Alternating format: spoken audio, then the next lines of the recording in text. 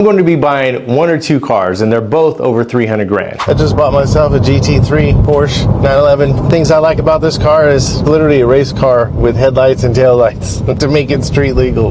This thing moves. I was watching a comparison between the GT3 and the GT3 RS. There was a question about the dependability of the engine. The guy said they've ran the engine at like 8,000 RPMs for 15 hours with no problems. If that car can run that fast for that many hours, it's got to be almost bulletproof.